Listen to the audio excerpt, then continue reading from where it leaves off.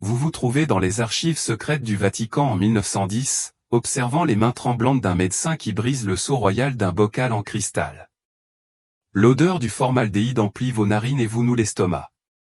Vos yeux pleurent à cause des vapeurs chimiques tandis qu'il extrait lentement quelque chose du liquide de conservation, quelque chose qui ne devrait pas exister, quelque chose qui défie l'entendement médical.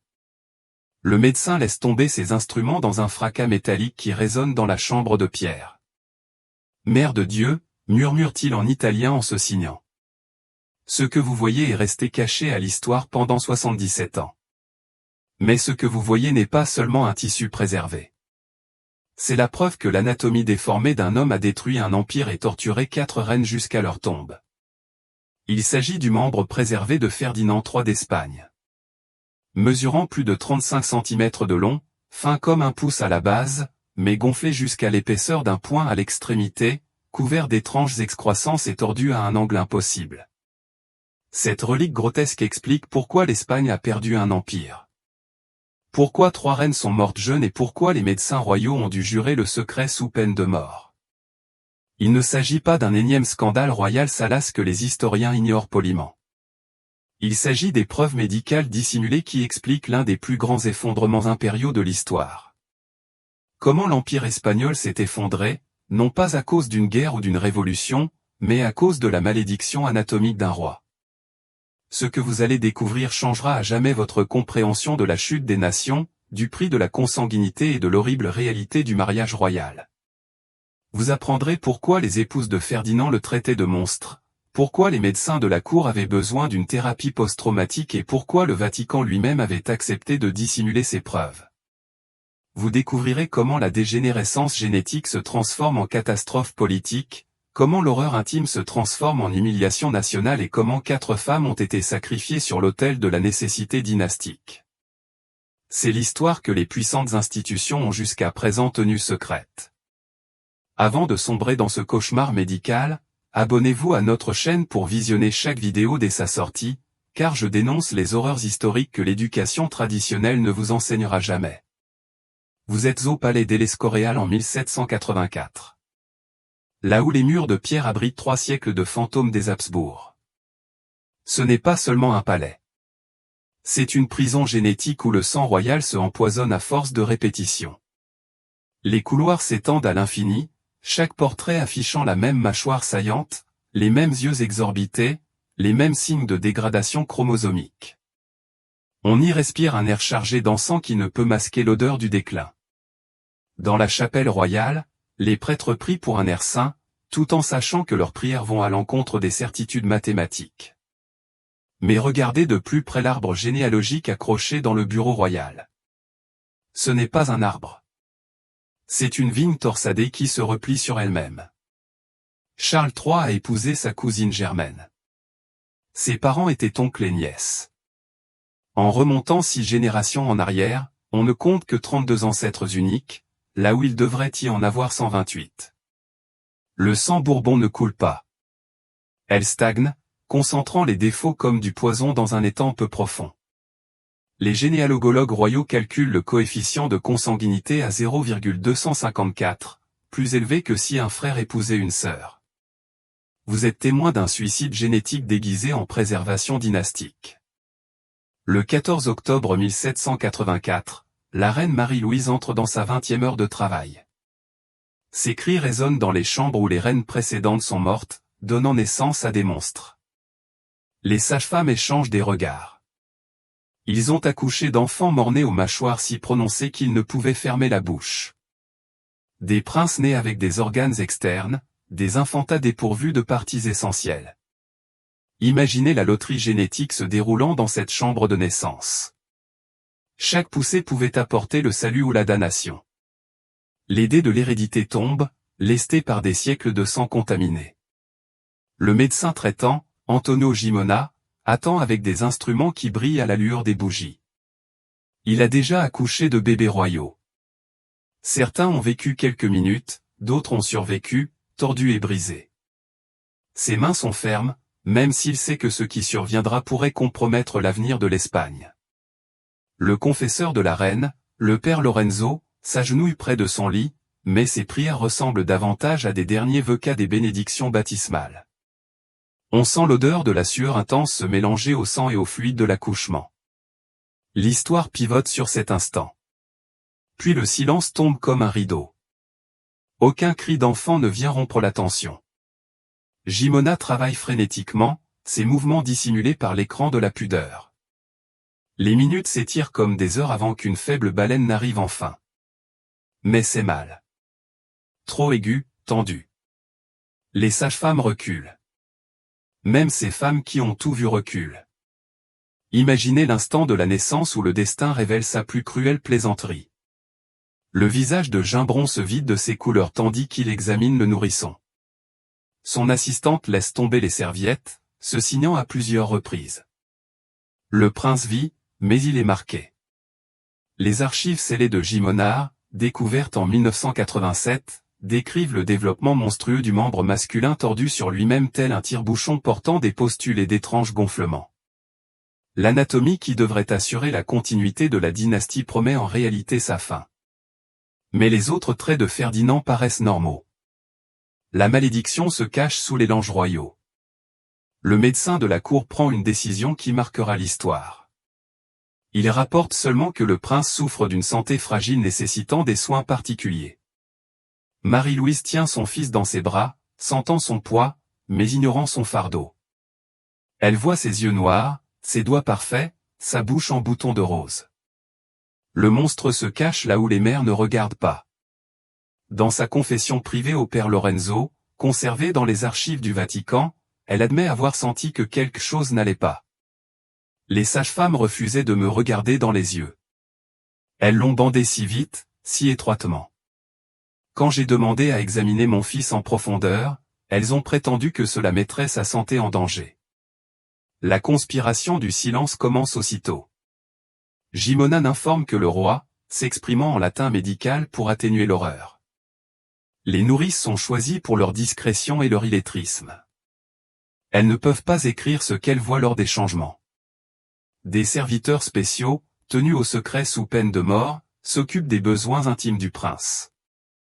Ils développent un système de triple emmaillotage qui dissimule tout en prétendant protéger. Les laresses du palais sont remplacées par des membres de confiance de la famille qui brûlent certains draps au lieu de les laver. Mais les serviteurs chuchotent malgré les menaces. Ils parlent de meubles spéciaux construits pour la chambre du prince, avec des dispositifs pour corriger sa posture qui dissimule en réalité sa difformité. Les servantes remarquent les visites fréquentes des médecins, toujours avec la même mallette verrouillée. Les palefreniers répandent des rumeurs sur l'incapacité du prince à monter à cheval, invoquant une mystérieuse affection à la hanche. Ces murmures résonnent à travers les siècles. Chacun est une pièce de la mosaïque de la vérité. Le palais lui-même semble savoir que son héritier est maudit. Les portraits commandés du jeune Ferdinand le montrent toujours assis, toujours en robe, jamais en tenue d'équitation ou en uniforme militaire typique des princes. Les artistes reçoivent des instructions précises concernant les angles et les ombres. Le peintre de cour Goya admettra plus tard dans une correspondance qu'il lui était interdit de dessiner le prince en dessous de la taille, car cela perturberait sa sensibilité royale. À mesure que Ferdinand grandit, sa difformité s'accroît. À l'âge de 10 ans, un tailleur spécialisé conçoit des braguettes élaborées qui semblent cérémonielles, mais qui répondent en réalité à des besoins médicaux. Ses tuteurs remarquent son étrange démarche, sa préférence pour la position assise et ses réactions violentes lorsque quelqu'un s'approche trop vite. Le prince développe des habitudes obsessionnelles, compter ses pas, ranger les objets, contrôler chaque détail, car il ne maîtrise pas son propre corps. Les médecins de la cour se consultent en secret. Ils tentent des traitements qui ressemblent à de la torture, application de mercure, appareil d'étirement, tentatives chirurgicales qui laissent des cicatrices, mais sans résultat. Ferdinand souffre en silence, apprenant très tôt que son corps est à la fois un trésor royal et un secret honteux. Son enfance s'éteint dans ses cabinets médicaux, remplacé par une rage qui n'attend que l'occasion pour se manifester. Mais la difformité de Ferdinand restera cachée jusqu'à sa nuit de noces, 24 ans plus tard, lorsque Marie-Antoinette de Naples découvrira qu'épouser un prince signifiait entrer en enfer, et que certaines malédictions se transmettent de génération en génération, non par le sang, mais par les horreurs de la chambre que les murs du palais peinent à contenir. Vous êtes Marie-Antoinette de Naples, 19 ans, debout devant un miroir dans votre chambre nuptiale le 4 octobre 1802. Votre reflet reflète tout ce qu'une princesse devrait être. Robe de soie blanche brodée de fils d'or, diamants scintillant à votre cou, perles vierges entrelacées dans vos cheveux noirs, mais vos mains ne cessent de trembler. Vous êtes marié depuis 3 heures à un homme rencontré il y a 2 semaines. Un roi dont les portraits affichaient un regard bienveillant, mais dont les serviteurs vous regardaient avec pitié. Vos dames napolitaines vous aident à vous déshabiller. Leur bavardage habituel a fait place à un silence nerveux. Elles savent quelque chose. Vous le voyez à la façon dont elles évitent votre regard en délaçant votre corset. Le conseil d'adieu de votre mère résonne avec moquerie. Soumettez-vous avec grâce. Produisez rapidement un héritier et votre devoir sera accompli. Elle a fait en sorte que cela paraisse simple, comme écrire une lettre ou apprendre une danse. Vos doigts trouvent la boîte à musique qu'elle vous a offerte en cadeau de mariage. La petite danseuse virevolte sur une mélodie locale tandis que des domestiques espagnols préparent votre lit avec des herbes censées assurer la fertilité. Imaginez-vous à cet instant, vêtu seulement d'une chemise de nuit en soie, telle une armure d'air. Les domestiques font la révérence et se retirent, vous laissant seul avec des bougies qui projettent des ombres dansantes sur des murs inconnus. Vous vous asseyez au bord du lit, sentant la fraîcheur des draps sous vos paumes. Chaque bruit vous fait sursauter. Des pas dans le couloir. Une porte se ferme quelque part. Votre cœur bat comme un tambour. L'attente est une torture. Vous savez qu'il viendra bientôt. Chaque princesse connaît son devoir de noces. Mais rien dans votre vie protégée ne vous avait préparé à cette terreur particulière. Vos dames d'honneur espagnoles vous avaient murmuré des avertissements dans un italien approximatif, faisant des gestes étranges que vous ne compreniez pas. La reine-mère, Marie-Louise, avait serré vos mains trop fort pendant la bénédiction, ses yeux s'ouvrant sur des secrets qui ressemblaient à des cris. Même l'archevêque avait bégayé pendant la cérémonie en évoquant les devoirs conjugaux bénis par Dieu. Imaginez Ferdinand s'approchant de ce long couloir. Ses pas résonnent de façon inégale. Vous apprendrez plus tard qu'il marche étrangement à cause de son état. Les gardes du palais se mettent au garde à vous, un bruit semblable à celui d'os brisé. Votre souffle s'arrête. La poignée de la porte tourne avec un grincement métallique qui sonne comme le plafond du destin. Il entre vêtu d'une robe de soie qui ne cache en rien sa porte tordue. Son visage exprime une gentillesse qui lutte contre une onde plus sombre mêlée à un désir affamé, empoisonné par le dégoût de soi. « Ma chère épouse », dit-il avec un accent italien, d'une voix douce. Cela vous trouble plus que la cruauté. Il s'approche lentement, et vous sentez son eau de Cologne, incapable de masquer un problème médical, un problème. Votre corps se tend tandis qu'il s'assoit à côté de vous, le lit s'affaissant sous son poids. Sa main effleure votre joue, douce, presque respectueuse. L'espace d'un instant, vous pensez que ces avertissements étaient des ragots de palais, que votre mariage pourrait être empreint de tendresse. Puis il se lève pour se déshabiller, et votre monde s'écroule. Ce que vous voyez défie l'entendement, une anatomie déformée jusqu'à l'impossible, des proportions qui se moquent de la nature, une difformité qui explique chaque regard compatissant et chaque avertissement murmuré. Votre esprit refuse d'assimiler ce que vos yeux voient. Le cri qui vous arrache la gorge n'est pas intentionnel. C'est de la pure terreur animale. Le son que fait une proie lorsque le prédateur montre ses dents. Vous reculez précipitamment. Votre chemise de nuit en soie se déchire sur les montants sculptés du lit. Ferdinand se fige. Son visage navigue entre les émotions. La douleur, la rage, la honte, et finalement une froide détermination. Tu apprendras à endurer, dit-il doucement. Et ces 5 mots renferment tout ton avenir. Il appelle des domestiques qui entrent sans surprise. Ils ont déjà répondu à cet appel. Ils transportent des objets qui n'ont rien à faire dans une chambre. Des lanières de cuir, des meubles étranges, des fioles de l'ordinum. Votre dame d'honneur, Maria de la Haze, apparaît, le visage ruisselant de larmes, murmurant des prières tout en vous aidant à positionner des appareils que vous ne comprenez pas. Le personnel de maison travaille avec une efficacité éprouvée. Ils ont déjà fait cela, pas avec vous, mais avec des prostituées payées pour se former au service royal, des femmes qui disparaissaient ensuite dans des couvents ou des tombes.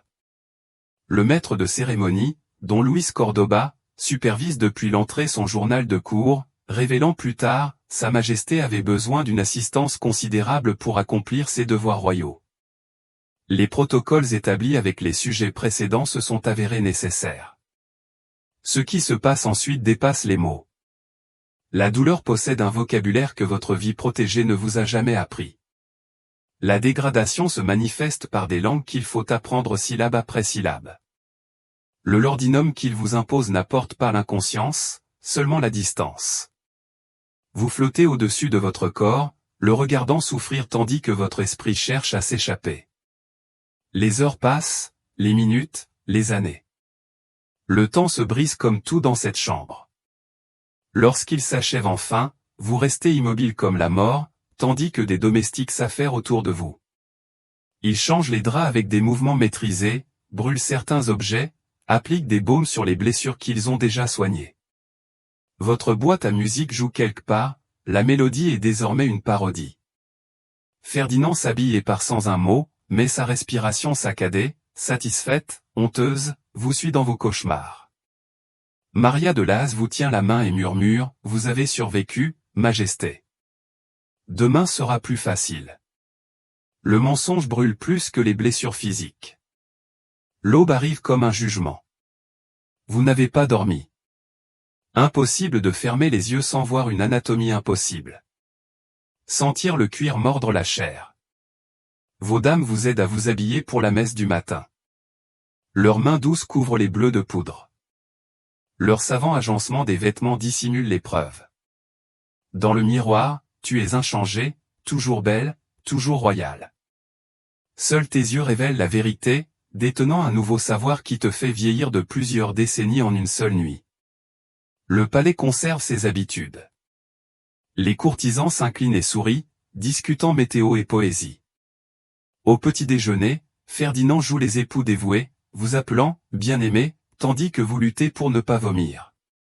La nourriture a un goût de cendre. Votre nouvelle existence commence. Jour de spectacle, nuit d'horreur. Vous écrivez à votre sœur à Naples. Mais que dire? Mon mari est un monstre. On dirait une hystérie de conte de fées. Envoyer de l'aide provoquerait une crise politique. Alors, vous écrivez sur les coutumes espagnoles et les jardins du palais tandis que votre âme saigne sur du parchemin. Des médecins royaux vous rendent visite quotidiennement, non pas pour votre santé, mais pour évaluer votre fertilité. Ils vous examinent avec un détachement clinique, notant vos blessures en latin tout en vous prescrivant des toniques fortifiants que vous reconnaissez comme des analgésiques. Docteur. Manuel Godoy écrit, Sa Majesté fait preuve d'une résilience remarquable face aux obligations conjugales. La conception reste possible malgré des circonstances extraordinaires nécessitant une assistance mécanique. On apprend à survivre progressivement. Le lordhomme vous aide à augmenter les doses jusqu'à ce que la réalité devienne floue. Les prières deviennent des mantras qui créent une distance mentale. Vous découvrez que l'immobilité complète raccourcit parfois les rapports oraux, que certaines positions minimisent les dégâts. Votre monde se réduit à des stratégies d'endurance et de gestion des dégâts. Les lettres de votre famille vous torturent avec leur normalité. Votre plus jeune sœur vous écrit au sujet de ses fiançailles, tout excitée par son futur mariage. Vous voulez la prévenir, mais vous ne parvenez pas à formuler des mots qui ne sonneraient pas comme des faux. Les serviteurs du palais élaborent des codes pour vous aider. Une composition florale particulière indique que Ferdinand prévoit de venir ce soir-là. Certains plats du dîner indiquent que les médecins ont conseillé le repos. Vos dames perfectionnent l'art de vous habiller pour dissimuler l'épreuve tout en vous faisant paraître radieux. Chacun joue son rôle dans ce théâtre élaboré où votre souffrance est l'intrigue centrale, inexprimée. Mais les cris de Maria Antonia n'étaient que les premières notes d'une symphonie de souffrance qui allait crescendo à chaque nouvelle reine, tandis que la honte de Ferdinand se transformait en rage.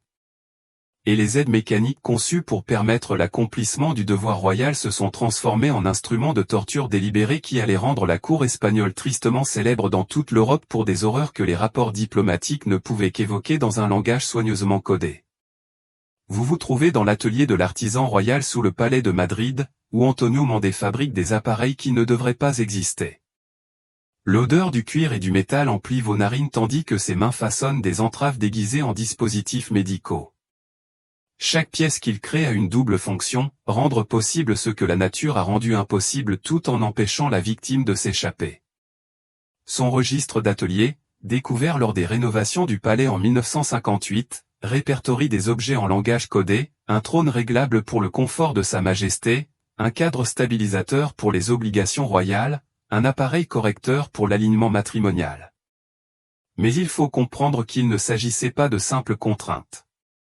Imaginez la chaise de réconciliation, construite en noyer italien et cuir espagnol, élégante jusqu'à ce que vous remarquiez les mécanismes cachés. Accoudoir réglable se verrouillant à des angles précis. Repose-jambes extensibles et sécurisées par un revêtement en fer recouvert de soie. Appuie-tête inclinable vers l'arrière, exposant la gorge tout en l'empêchant de bouger. Chaque articulation et charnière est conçue pour un effet décoratif tout en remplissant une fonction sinistre. Mandé a passé 3 mois à perfectionner cette pièce, testant des ajustements sur des prostituées du palais, payées pour leur silence et disparues dans l'histoire. L'évolution de ces dispositifs suit la détérioration psychologique de Ferdinand. Après la terreur initiale de Maria Antonia, il commanda des améliorations qui transformèrent la nécessité médicale en torture élaborée. Le cadre de conformité a débuté comme une simple structure de support, mais a été enrichi de nouveautés, des vis à oreilles dissimulées dans les accoudoirs, des points de pression activés par les transferts de poids, un mécanisme resserrant les attaches en réponse à la résistance. On retrouve son sadisme croissant dans les reçus d'atelier, les commandes de bord plus tranchants, les demandes d'éléments de sensation améliorés, des spécifications qui font reculer les lecteurs modernes. Dr. Francisco Castello, médecin de la cour, a documenté chaque dispositif avec des détails cliniques, ses journaux révélant un homme pris entre le serment médical et l'ordre royal. Imaginez sa position, chargé d'observer et d'assurer la survie de la reine tout en étant témoin de brutalité systématique. Ces notes de décembre 1803 décrivent l'état de Maria Antonia. Sa Majesté présente de graves contusions incompatibles avec des relations conjugales normales. Le mobilier spécialisé, s'il permet l'épanouissement conjugal malgré les difficultés anatomiques de Sa Majesté, inflige des dommages nécessitant un traitement quotidien. J'ai conseillé la modération, mais la prérogative royale m'en empêche. Le traumatisme du médecin transparaît entre ces lignes prudentes. Il développe des tremblements qui s'aggravent pendant ses fonctions au palais. Ses demandes de réaffectation sont refusées. Il commence à boire abondamment, se soignant lui-même pour se souvenir de ce qu'il est contraint d'observer. Son assistant, le docteur Juan d'Arava, témoignera plus tard, le docteur Castello revenait des appartements royaux pâle et tremblant. Un jour, je l'ai trouvé en pleurs dans la chapelle, implorant Dieu de lui pardonner les péchés qu'il était contraint de permettre. Il faut imaginer ces scènes pour en saisir toute l'horreur. Ferdinand convoquerait la reine et le médecin dans la chambre préparée. La reine serait installée dans l'appareil qu'il aurait choisi pour la soirée. Le médecin se tiendrait à proximité, surveillant ses signes vitaux, lui administrant des stimulants en cas de perte de connaissance, soignant ses blessures sans en préciser la cause. Ces séances duraient des heures. Des domestiques attendaient dehors avec du matériel médical et du linge propre, écoutant les sons qui hantaient leurs rêves. Maria Antonia développe des mécanismes d'adaptation qui vous brisent le cœur. Elle se met à se parler à elle-même en dialecte napolitain pendant les oraux, recréant des souvenirs d'enfance comme une échappatoire mentale. Elle nomme chaque appareil avec ironie. La chaise de réconciliation devient mon mari de bois. Le cadre de conformité se transforme en scène pour les danseurs. Cette dissociation psychologique l'aide à endurer, mais effraie les domestiques qui l'entendent parler à des compagnons invisibles. Riant de blagues qu'elle seule comprend. Après la mort de Maria Antonia à 21 ans, officiellement de tuberculose, mais probablement d'un traumatisme accumulé, Ferdinand épouse sa nièce, Maria Isabelle de Portugal. Jeune et innocente, elle entre au palais sans se douter du sort de son prédécesseur, mais Ferdinand a perfectionné ses techniques. Les appareils ont été modifiés en fonction des leçons apprises. Parmi les nouveautés, on trouve un composant mécanique imitant le mouvement naturel, réduisant l'effort requis tout en maximisant la détresse de la victime. L'introduction de Maria Isabelle à ces horreurs suit un schéma plus cruel. Ferdinand les présente comme des traitements médicaux pour ses problèmes de fertilité, la forçant à obéir. Les médecins de la cour soutiennent cette fiction sous la menace royale. Elle écrit dans son journal, « Les traitements s'intensifient. Le docteur Castello m'assure que c'est nécessaire pour concevoir, mais je sens mon corps se briser. Hier soir, j'ai compté 17 bleus. La machine qu'ils appellent thérapeutique est une véritable torture. Mais le roi ne désire sûrement que des héritiers.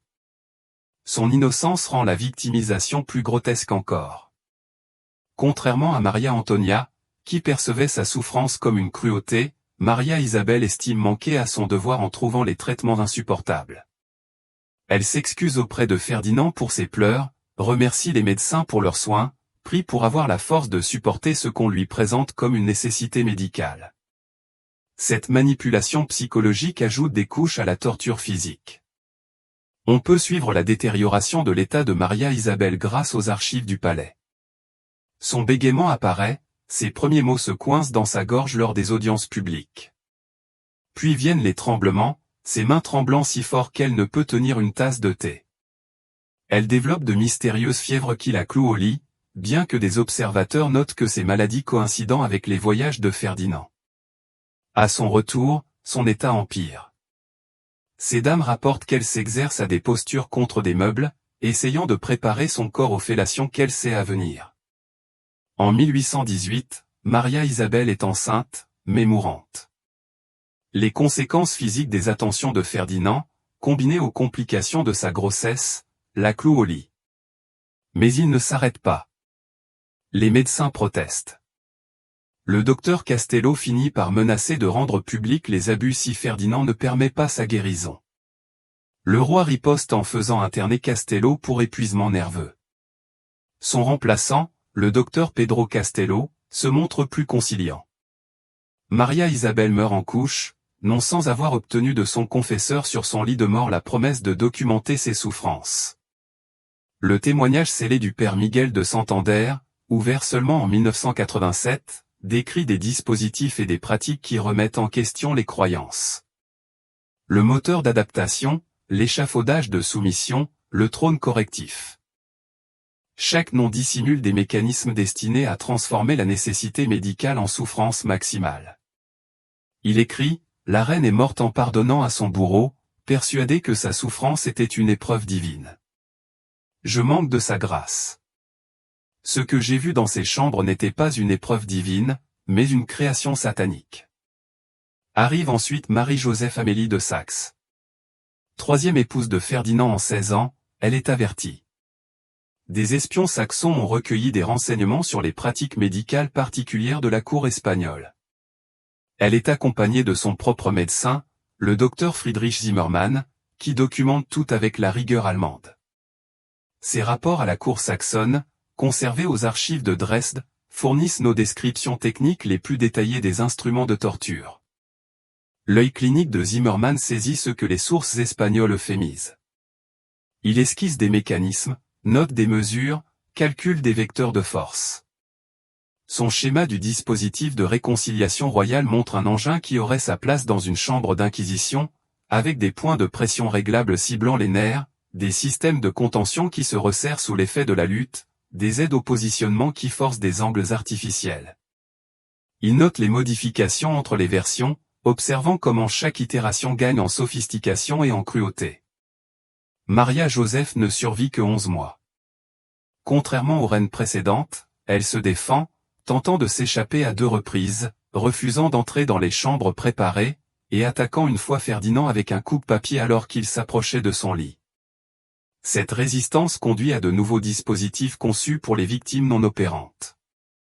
Les archives de l'atelier font état d'ordres visant à renforcer les moyens de contention et à automatiser les mécanismes de conformité. Sa mort, officiellement due à une fièvre puerpérale, attire enfin l'attention internationale. Des ambassadeurs étrangers rapportent des rumeurs de pratiques matrimoniales inhabituelles à la cour espagnole. La correspondance diplomatique française fait état d'aides mécaniques de nature inquiétante. Les services secrets britanniques relèvent le taux de mortalité élevé parmi les reines d'Espagne et le fait curieux que les médecins du palais meurent sans cesse. Disparition. L'Europe commence à chuchoter au sujet du monstre de Madrid. Mais la paranoïa de Ferdinand grandit, parallèlement à la suspicion internationale. Alors que les épouses de Ferdinand mouraient une à une, Maria Antonia à 21 ans, Maria Isabelle après 2 ans, Maria Joseph 3 semaines après l'accouchement, sa honte se métastasa en paranoïa qui transforma tout le palais en un état de surveillance où chaque repas pouvait être empoisonné et chaque ombre cachait un assassin, le conduisant à créer de nouveaux systèmes de contrôle qui s'étendaient bien au-delà de la chambre à coucher. Vous traversez le palais d'Arengue en 1820, où Ferdinand a transformé chaque couloir en réseau de surveillance. Derrière les murs dorés, vous apercevez les minuscules judas percés à des angles stratégiques permettant d'observer chaque pièce.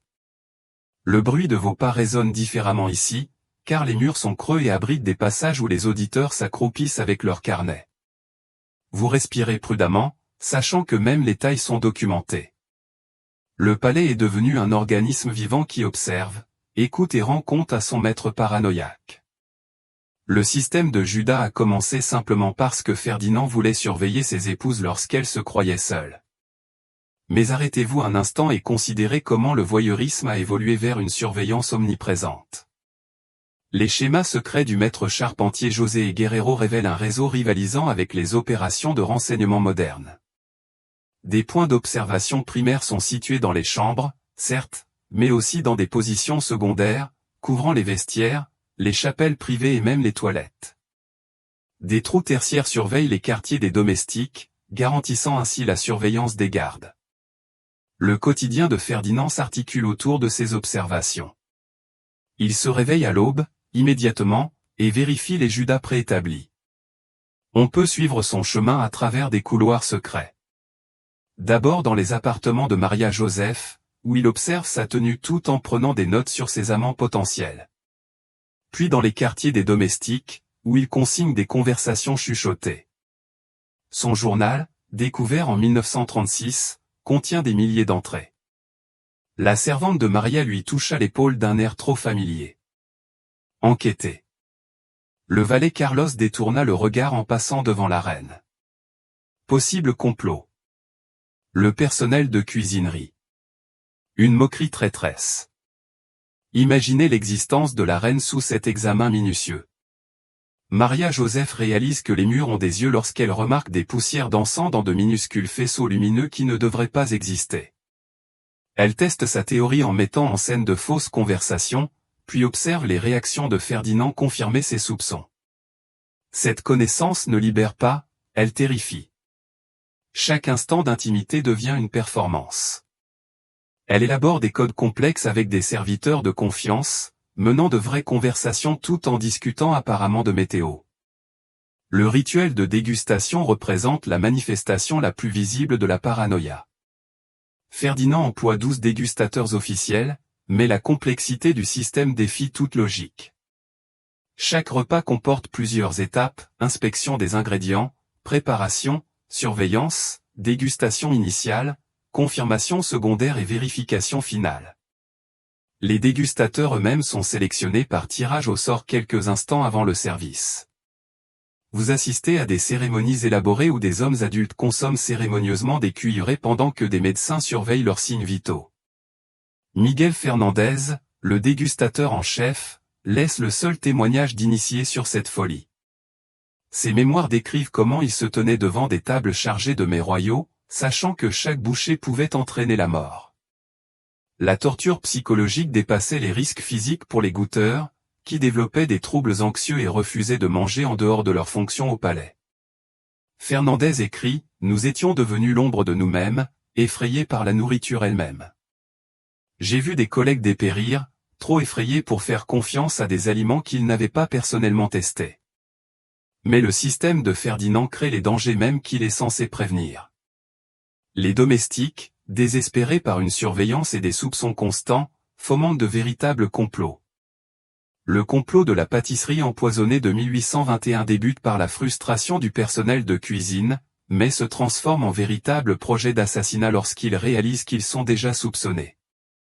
L'échec du complot n'est pas dû aux mesures de sécurité de Ferdinand, mais à la perte des postes au palais des enfants conspirateurs.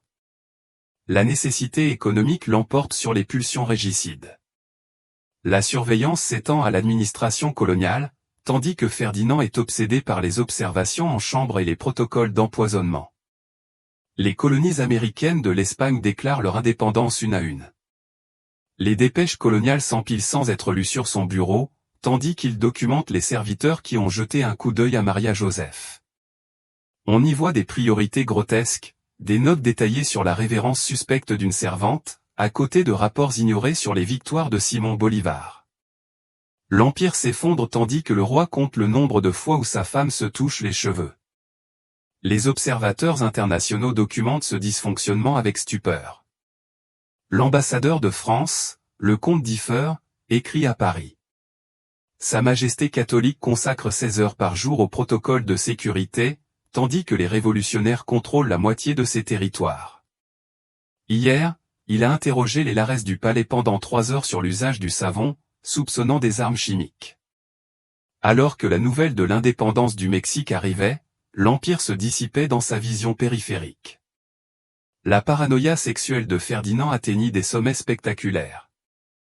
Convaincu que le manque d'enthousiasme de Maria-Joseph est révélateur d'adultère, il crée la chambre de fidélité, une version modifiée de ces instruments de torture conçus pour détecter les signes physiques d'infidélité.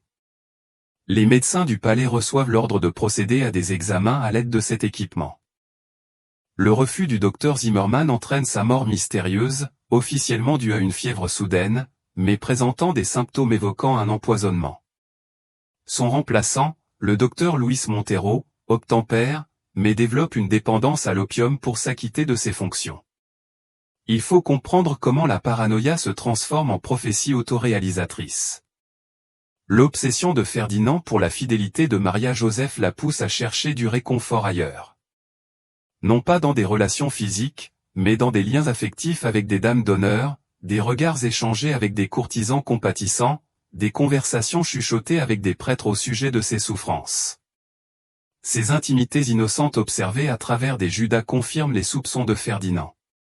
Il voit une conspiration dans la compassion, une trahison dans la bonté. La dernière année de la vie de Maria-Joseph ressemble davantage à une horreur psychologique qu'à un récit historique. Ferdinand installe de nouveaux dispositifs dans ses appartements, non pas pour la torturer, mais pour une surveillance constante. Son lit est équipé de capteurs de pression détectant les mouvements. Ses vêtements sont dotés de poches dissimulées où des observateurs déposent des traces écrites de ses activités. Elle découvre des notes manuscrites qu'elle n'a pas écrites, des faux destinés à tester ses réactions. La réalité devient négociable lorsque chaque surface peut cacher du matériel de surveillance. Pendant ce temps, l'humiliation internationale de l'Espagne s'accroît. Des revues médicales britanniques publient des comptes rendus à peine voilés de pratiques inhabituelles au sein d'un tribunal catholique. Des satiristes français créent des pièces sur le roi et sa fiancée mécanique. Les journaux allemands rapportent le taux de mortalité élevé des reines d'Espagne, avec des implications à peine dissimulées. L'élite européenne se moque ouvertement de Ferdinand, le qualifiant de monarque mécanique et d'impétueusement catholique. Le roi répond aux moqueries par une paranoïa accrue. Il interdit les journaux étrangers, exécute les satistes, expulse les diplomates qui affichent un sourire narquois lors des audiences, mais l'information circule comme l'eau autour des obstacles. Des pamphlets de contrebande décrivant ces appareils circulent dans les cafés madrilènes. Des chanteurs de rue créent des couplets sur des reines mortes jeunes et des rois ayant besoin de machines. Chaque tentative de dissimulation amplifie le scandale. La mort de Maria-Joseph en couche offre un répit temporaire. Ferdinand déclare un deuil élaboré, secrètement soulagé. Les épouses décédées ne peuvent commettre l'adultère ni révéler de secrets, mais sa paranoïa ne fait que détourner l'attention. Les serviteurs qui ont accompagné la reine mourante sont interrogés sur ses dernières paroles. La nourrice engagée pour l'enfant survivant fait l'objet d'enquêtes sur 3 générations. Le bébé lui-même est surveillé en permanence. Ferdinand est convaincu que ses ennemis pourraient remplacer son héritier par un nouveau-né. La vie au palais devient insupportable. Les domestiques fuient malgré les difficultés économiques. Ceux qui restent développent des symptômes de traumatisme, des tics nerveux, du bégaiement et des insomnies. Le médecin du palais signale une épidémie d'épuisement nerveux parmi le personnel. Le taux de suicide grimpe en flèche. Les jeunes femmes refusent des postes au palais, quel que soit leur prestige. La cour d'Espagne, autrefois le service le plus recherché d'Europe, devient un lieu où les désespérés endurent jusqu'à ce qu'ils puissent s'échapper. Mais la plus grande humiliation de Ferdinand ne vint pas des reines mortes, mais de celle qui survécut grâce à un pacte avec le diable. Marie-Christine arriva à leur mariage, visiblement enceinte d'un autre homme, forçant le roi difforme à choisir entre admettre son insuffisance ou accepter un héritier frauduleux. Une décision qui allait révéler l'ironie suprême de son contrôle obsessionnel. Vous vous trouvez dans la chapelle royale de Madrid, le 11 décembre 1829, observant Ferdinand II, alors âgé de 45 ans et ravagé par la paranoïa, se préparer à épouser sa 4e femme. Mais remarquez Marie-Christine de Naples lorsqu'elle entre. Sa robe de mariée, spécialement taillée pour dissimuler ce qui ne peut être caché, est visible aux yeux de tous les invités, malgré sa taille empire travaillée. Les murmures parcourent l'assemblée comme le vent dans les blés. Le roi fait semblant de ne rien remarquer, mais sa mâchoire se serre à chaque murmure. Ce mariage est l'expression même du désespoir et du calcul. Ferdinand a besoin d'un héritier. Ses précédentes épouses sont mortes sans enfants ou avec des filles incapables d'hériter. Maria Cristina a besoin de la protection royale. Son amant, un officier de la garde nommé Fernando Munoz, s'est enfui à Paris, la laissant ruiner. Tous deux comprennent parfaitement ce pacte diabolique. Elle obtient une couronne. Il obtient un enfant. Le fait que tout le monde connaisse la vérité la rend à la fois plus supportable et plus humiliante. Imaginez le parcours de Maria Cristina jusqu'à ce moment. Contrairement aux précédentes épouses de Ferdinand, elle arrive parfaitement informée. Sa tante était Maria Antonia, la première victime. Des espions napolitains ont fourni des rapports détaillés sur les instruments de torture, la surveillance paranoïaque, le taux de mortalité des reines d'Espagne. Elle sait ce qui l'attend dans la chambre royale. Mais elle sait aussi autre chose. Le besoin désespéré de Ferdinand d'un héritier lui confère un pouvoir de négociation dont ses prédécesseurs étaient dépourvus. Avant d'accepter sa proposition, elle soumet ses conditions par l'intermédiaire d'intermédiaires. Premièrement, elle arrivera enceinte et cet enfant sera reconnu comme légitime. Deuxièmement, les dispositifs médicaux seront modifiés pour des raisons purement esthétiques. Elle subira des démonstrations théâtrales devant les médecins de la cour, mais aucune torture. Troisièmement, elle entretient sa propre maison, comprenant des gardes italiens et des serviteurs qui ne lui sont loyaux qu'à elle. L'acceptation de Ferdinand révèle à quel point son obsession pour la vérité a consumé la raison. Leur nuit de noces se déroule comme un théâtre élaboré. Les domestiques préparent la chambre de torture comme d'habitude, mais Maria Cristina y pénètre tel un général inspectant un champ de bataille. Elle examine chaque dispositif avec un détachement clinique, notant les modifications qui les rendent inoffensifs, des entraves apparemment sûres mais qui se desserrent grâce à des loquets dissimulés, des points de pression lissés, des bords tranchants rembourrés d'un tissu dissimulé. Ferdinand observe son inspection avec un mélange de fureur et d'admiration. Voici enfin une reine qui le voit clairement sans pour autant crier. Le médecin de la cour, le docteur Luis Montero, documente cette mascarade avec un cynisme las. Ses notes décrivent les cérémonies matrimoniales célébrées selon les protocoles établis, tout en soulignant subtilement leur caractère théâtral. Il observe les mouvements répétés de Maria Cristina, ses cris de détresse calculés, son utilisation stratégique du laudanum pour paraître suffisamment traumatisé. Des années de documentation de torture réelle ont fait de lui un expert dans l'art de reconnaître les performances. Pourtant, il joue le jeu, conscient que cette fiction sert les intérêts de tous. Mais le véritable génie de Maria Cristina se révèle dans la gestion de la paranoïa de Ferdinand. Elle ne combat pas la surveillance. Elle l'utilise comme une arme. Sachant qu'il l'observe à travers les Judas, elle met en scène des scènes qui nourrissent son besoin de contrôle tout en préservant son autonomie. On la voit laisser par inadvertance des lettres d'amour là où il les trouvera, mais ce sont des faux qui vendent sa véracité. Elle entretient des conversations chuchotées, sachant qu'il l'écoute, mais elles sont scénarisées pour renforcer ses illusions. Elle transforme son réseau d'espionnage en machine à propagande. 6 mois après son mariage, elle donne naissance à une fille, Isabelle, future Isabelle II d'Espagne. Ferdinand proclame l'enfant son héritière miraculeuse, bien qu'elle ne lui ressemble en rien. La cour garde un visage impassible tout en comparant les traits de l'enfant à ceux de l'officier de garde disparu Munot. Les ambassadeurs étrangers rédigent des dépêches codées sur le coucou royal dans le nid de Bourbon.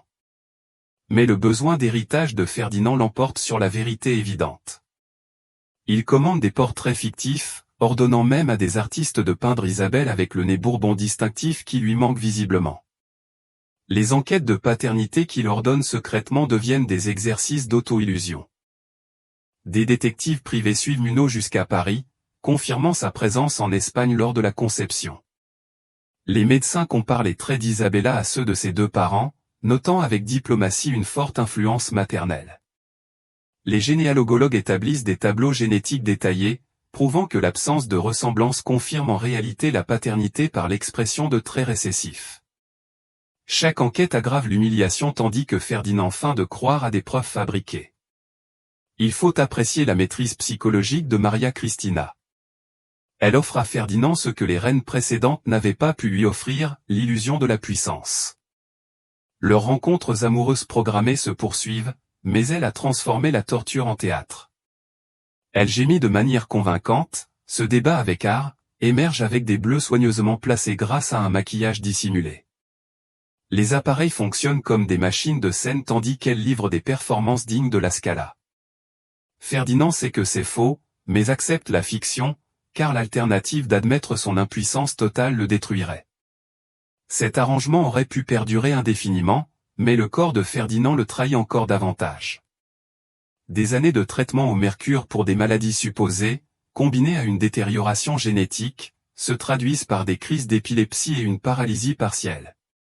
En 1832, il peut à peine marcher, sans parler d'utiliser ses précieux appareils. Maria Cristina le soigne avec une fausse dévotion, tout en célébrant secrètement sa libération. Elle donne naissance à 2 autres filles, Luisa Fernanda en 1832. Leur filiation est tout aussi douteuse, mais juridiquement inattaquable. Les scènes de la chambre mortuaire de septembre 1833 atteignent une absurdité gothique. Ferdinand, paralysé et baveux, tente d'interroger Maria Cristina sur la paternité des enfants. Elle lui tient tendrement la main tout en s'allongeant brillamment. « Ils ont tes yeux, mon amour. » Isabella fait le même geste avec ses doigts que toi. Luisa Fernanda a exactement votre tempérament. Il manque de force pour contester ces mensonges évidents. Mais vous voyez dans son regard le doute se mêler à un besoin désespéré de croire. Entre 2 crises, il mène des entretiens chuchotés avec des serviteurs de confiance, essayant d'organiser un test de paternité post-mortem. Il ne comprend pas que la science du XIXe siècle soit dépourvue de telles capacités. Mais ses serviteurs font semblant de suivre des instructions détaillées. Les médecins de la cour l'administrent de lourds sédatifs, en partie par clémence, mais surtout pour mettre un terme à ses divagations sur les analyses sanguines et les preuves génétiques. Maria Cristina observe ces tentatives avec une satisfaction patiente, sachant que la mort scellera sa victoire. Le processus de préservation commence avant même le décès de Ferdinand. Le docteur Montero, cherchant peut-être à se venger historiquement d'années de complicité forcée, suggère de préserver certaines caractéristiques anatomiques d'un intérêt médical unique. Il présente cela comme une façon d'honorer la mémoire de Ferdinand. Mais Maria Cristina comprend le véritable objectif, documenter éternellement la malformation qui a détruit la vie de 4 femmes. Elle approuve avec une justification discrète, insistant sur les meilleures méthodes de conservation. Le 29 septembre 1833, Ferdinand meurt, serrant dans ses mains une miniature d'Isabelle, cherchant encore une ressemblance qui n'existe pas. Ses derniers mots, selon des témoins, furent « ma fille, mon sang ». Mais Maria Cristina l'a déjà dépassé. quelques heures après sa mort, elle donne des ordres en tant que régente, invitant son amant, Nuno, à revenir de Paris, se préparant à gouverner l'Espagne par l'intermédiaire de sa fille illégitime. Ironie du sort, l'obsession de Ferdinand pour la pureté de sa lignée conduit à l'héritage d'un bâtard. La chambre d'embaumement devient un lieu de fascination médicale.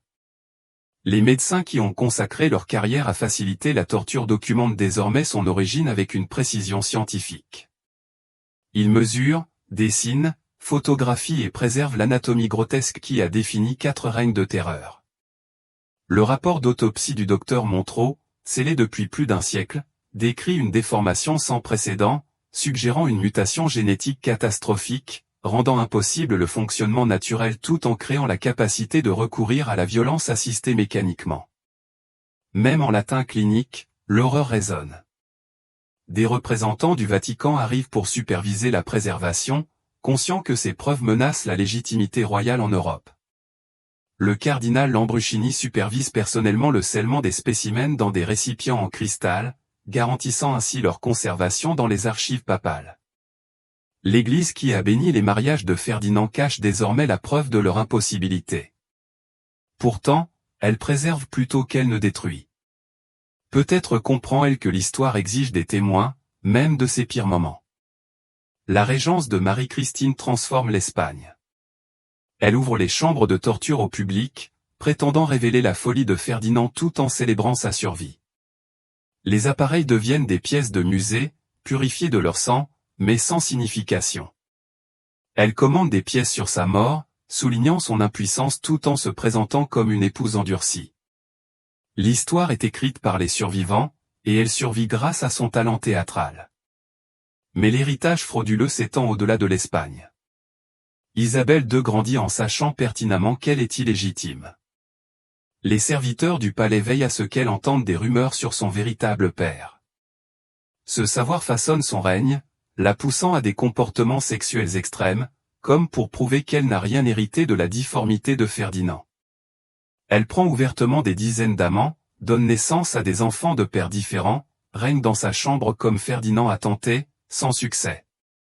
À sa mort, le secret de Ferdinand serait scellé, mais ses implications résonnent à travers l'histoire, car les preuves préservées de sa difformité rappellent éternellement que la dégradation génétique peut renverser des empires et que les dysfonctionnements les plus intimes peuvent avoir les conséquences les plus graves pour la société. Aujourd'hui, nous comprenons les mathématiques génétiques qui ont engendré la difformité de Ferdinand, des siècles de consanguinité entre Habsbourg et Bourbon ont concentré des traits récessifs dans une expression monstrueuse. Le conseil génétique moderne existe à cause d'horreurs comme celle-ci. Quand nous voyons des communautés isolées au patrimoine génétique limité, nous sommes témoins de la malédiction de Ferdinand en miniature. Les puissants arrangent encore des mariages par alliance plutôt que par amour, même s'ils vérifient désormais la compatibilité génétique. La leçon demeure, lorsque la pureté du sang devient une obsession, la nature prélève un prix terrible. L'histoire de Ferdinand révèle comment l'inaptitude physique engendre la monstruosité psychologique. Incapable d'accomplir les fonctions humaines les plus élémentaires, il transforma la honte en sadisme. Ses épouses devinrent les boucs émissaires de son destin génétique. Ce schéma se répète tout au long de l'histoire. Ceux qui se sentent impuissants dans un domaine deviennent des tyrans dans un autre. La chambre à coucher devint sa chambre de torture, car elle lui rappelait son échec fondamental en tant qu'homme. Le pouvoir sans capacité engendre les humains les plus dangereux, ceux qui doivent détruire les autres pour oublier leurs propres faiblesses. Les empires tombent rarement face à des ennemis extérieurs. Ils pourrissent de l'intérieur, en commençant dans les chambres à coucher du pouvoir. Caligula à Rome, Charles Quint en France, Paul Ier en Russie, tous illustrent comment la folie personnelle se transforme en catastrophe politique. Ferdinand a perdu un empire en étant obsédé par son anatomie, prouvant que les nations s'effondrent lorsque les dirigeants privilégient la honte privée au devoir public. L'empire espagnol n'est tombé ni aux mains de Napoléon ni aux mains des rebelles coloniaux. Tout est tombé à cause de la déformation du pénis d'un homme et de la cascade de dysfonctionnements qu'elle a engendré. Nous sommes complices lorsque nous idéalisons les mariages royaux et la gloire dynastique. Tout mariage de conte de fées cache une horreur potentielle. Les épouses de Ferdinand n'étaient pas des reines. Elles étaient des victimes sacrificielles du destin génétique. Maria Antonia, Maria Isabelle, Maria Joseph. Retenez bien leurs noms. Non pas en tant que membres de la royauté, mais en tant que femmes détruites par la violence sexuelle institutionnalisée. Leur souffrance exige que nous percevions, au-delà de la propagande du palais, le coût humain du pouvoir. L'histoire doit consigner non seulement la chute des empires, mais aussi les horreurs intimes qui les ont précipités. Si la malédiction anatomique de Ferdinand vous a horrifié, attendez d'entendre parler des rituels hémophiles du prince Alexis. Abonnez-vous maintenant, je dévoile d'autres histoires royales occultées. Les archives du Vatican recèlent des secrets plus sombres que le membre préservé de Ferdinand. Certaines lignées portent des malédictions qui font paraître la mort clémente. Les familles les plus puissantes de l'histoire cachent les vérités les plus troublantes.